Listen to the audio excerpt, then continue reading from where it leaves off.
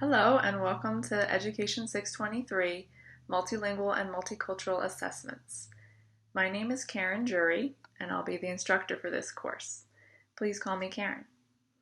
In this introductory video, I'll be going over the basic housekeeping and preliminary course information that I posted as a written announcement on Blackboard and sent as an email, just with a little more detail to flesh out each point. I'm excited to be teaching this course, first and foremost because I think the topic of assessment is very compelling. Like it or not, assessments are an extremely consequential aspect of education. They inform instruction and decision making, both day to day and high stakes. Assessment for English language learners entails careful consideration since it's often misunderstood and even fraught with controversy in its intersection with issues in special education, which this course will explore. So you know a little bit about me and the perspectives that I bring to this topic. I've posted my bio in the instructor info section on Blackboard. I've worked in many different capacities in the field of TESOL, that's teaching English to speakers of other languages. But the most relevant experiences to this course on assessment are probably my time as a K-12 ESL teacher and my work as a project coordinator for a bilingual research lab at Temple University. In those positions, I helped analyze longitudinal data collected with standardized language tests in Spanish and English. I administered the WIDA Access and the WAPT many times. If you don't know what those are, don't worry, you will certainly find out this semester. And I have collaborated intensively with other educators to ensure ELLs received appropriate testing accommodations, to disambiguate language development from learning disability, and to harness assessments to meet the inevitably unique needs of many culturally and linguistically diverse students. So I'm looking forward to drawing on all of these experiences as we engage with the course materials throughout the semester. I should note that this is the first fully asynchronous online class that I've taught, conducted entirely through Blackboard. There will be no in-person or real-time class meetings, but rather you can complete the readings and activities around your schedule according to the deadlines that are noted in the syllabus and with each item on Blackboard. So I expect that we'll need to put in a little more effort to build rapport and interact than with a face-to-face class, but I do hope that you'll enjoy the flexibility that the asynchronous online format will afford. I know that as graduate students, possibly pursuing an add-on ESL or reading specialist certificate, many of you are busy working professionals. I teach another class at Temple University this semester, and I'm a mom to a very energetic 8-month-old daughter, so I'm sure we all want to make the most of the time and effort we put into this class. Along those same lines of time and effort, I want to let you know that Dr. Peggy Hickman, Doctoral Program Director and Chair of the Leadership and Educational Studies programs, is the one who actually designed and developed this course.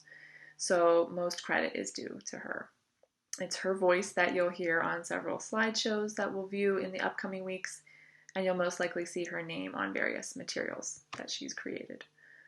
So reading materials for this class are 2 textbooks. Here's the first one. It's Special Education Considerations for English Language Learners, Delivering a Continuum of Services, and that is by Hamayan and others. The second is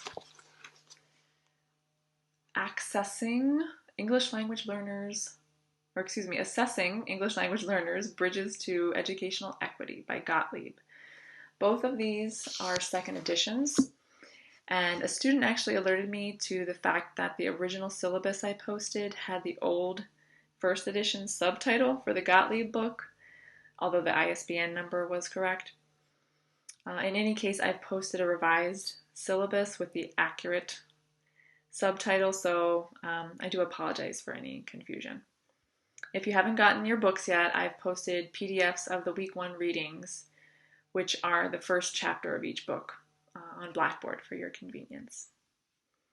In terms of general posting of materials, I'm following Dr. Hickman's lead in making materials available on a rolling basis. Most deadlines for submitting assignments are Sunday at 5 p.m., and then I will post materials for the upcoming week later that Sunday night. Since the semester started on a Wednesday, I'm actually considering these first 12 days to be week 1, ending Sunday, September 11th. You'll see that there's another week that's greater than 7 days around Thanksgiving as well. If you're ever confused by anything, please don't hesitate to contact me. My email is juryk@arcadia.edu. In order to pool our knowledge, I've also created a general question, comments, and concerns discussion board if you want to pose a question to the whole group. About grading, if you want to see an outlook of all graded assignments for this semester, that's available in Grade Center. There are 2 categories of grades. The activities and case studies category is worth 50% with proportional weighting per assignment. That means that the individual assignment point value reflects its relative worth. So that a 20-point assignment in that category, like a reading guide, truly has less bearing on the final grade than a 100-point assignment in that category, like a case study, that's bigger. Fieldwork, reflections, and the final child study constitute the other grading category, which is worth 50% of the final grade, with equal weighting per assignment in that category. That means that even though the fieldwork entries have a rubric with a 100-point scale, and the final child study rubric is a 40-point scale, they are both valued equally in this category. Okay, since I've mentioned it a few times now, I want to make it clear that fieldwork comprises a central focus of this course. Under the supervision of a certified ESL teacher, you are to conduct 12 hours in the field, 3 of which are to be observation and 9 instructional. Because this is a graduate level course, Dr. Hickman tells me that students in this class are generally able to find their own site to conduct fieldwork, oftentimes at the institution where they work. If you are currently teaching ESL yourself, if you have a site in mind that is not K-12, or if you're having difficulty finding a site, please let me know. The intention of the fieldwork is simply to have a structured, real-life context from which to learn and apply learning in this course. So I'm sure we can find solutions to fit everyone's needs and schedules. Speaking of schedules, one final note to mark your calendars is the local chapter of our professional organization, Penn TESOL East, is holding its fall conference right here at Arcadia on Saturday, November 5th.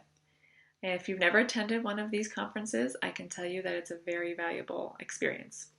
You'll definitely come away having gained some inspiration and having learned some new practical ideas for teaching and possibly assessing ELLs. So it's also a great networking opportunity as well. I'll find a way to offer some extra credit for this, and I'll let you know more details as we get closer to the date. In the meantime, I hope you're enjoying engaging with the Week 1 materials and activities. And of course, don't hesitate to contact me if you have any questions. Take care and have a great Labor Day weekend.